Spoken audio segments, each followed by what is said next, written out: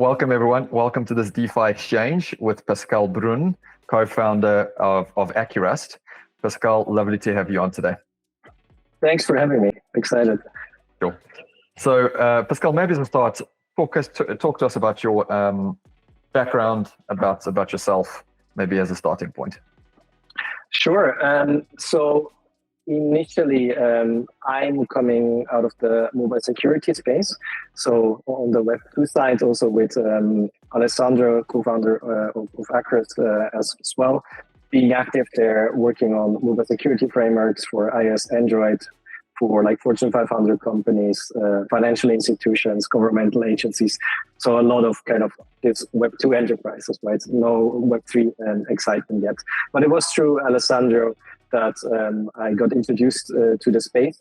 And then as a team with a broader papers team as well, we got active in the Web3 space around end of 2016, where we started to kind of realize, hey, this knowledge that we have in mobile security here, we can bring this into the Web3 space by building like a self-custody solution for various crypto assets, and leverage kind of the offline mobile devices becoming a new hardware wallet ethos in the end.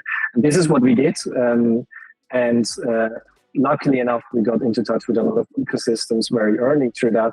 And Tezos was obviously one of that, where we have been active ever since. So pre-mainnet launch through AirGap with a lot of developer tooling that we've worked on, essentially until now towards being active with Acurast in that as well.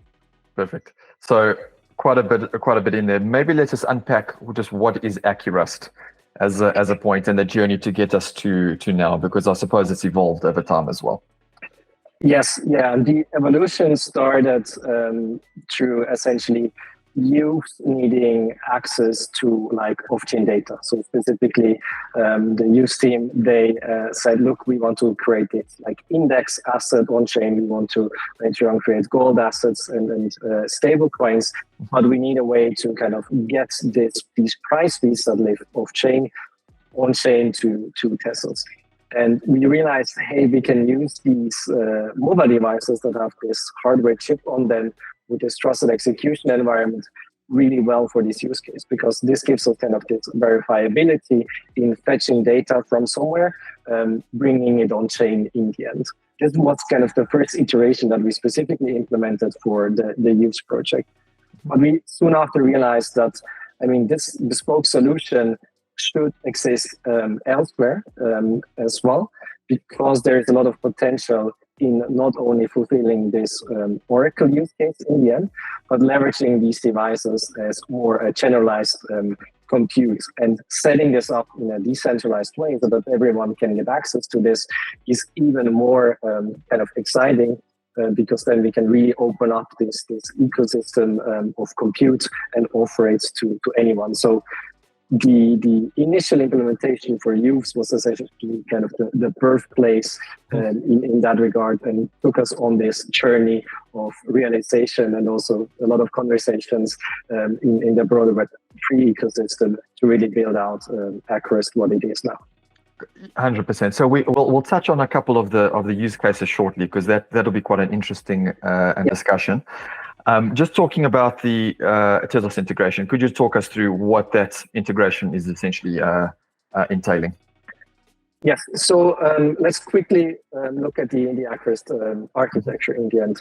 So there are two main components. One is the Acurast layer 1 protocol that exists on its own, and there is this orchestrator or marketplace for matching kind of requests from developers for compute, which then on the other side, the second component, this off-chain execution layer that is made up out of these mobile devices that we previously mentioned, making up this off-chain compute.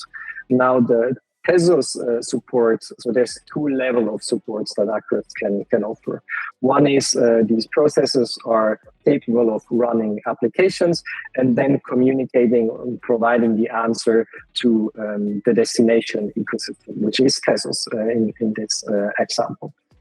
But what this means is you need to go to the Acurast layer 1, you need to have an Acurast wallet and some Acurast tokens to be able to create one of these requests. And what we did with this level 2 or native integration on Tezos is essentially have a proxy contract of Acurast deployed on Tezos, so that you as a developer can use your Tezos wallets that you're used to, and you can use Tez to create these requests on Acurast. And in the background, you have kind of this routing from Tezos to the Acurast layer 1 of this request, the dispatching, and then you get the answers back onto Tezos, onto your Tezos smartphone. So it's really a user experience improvement, right? Because you can onboard easily developers through that without them having to jump through these hurdles, because they can use the tools that they're used to in the ecosystem.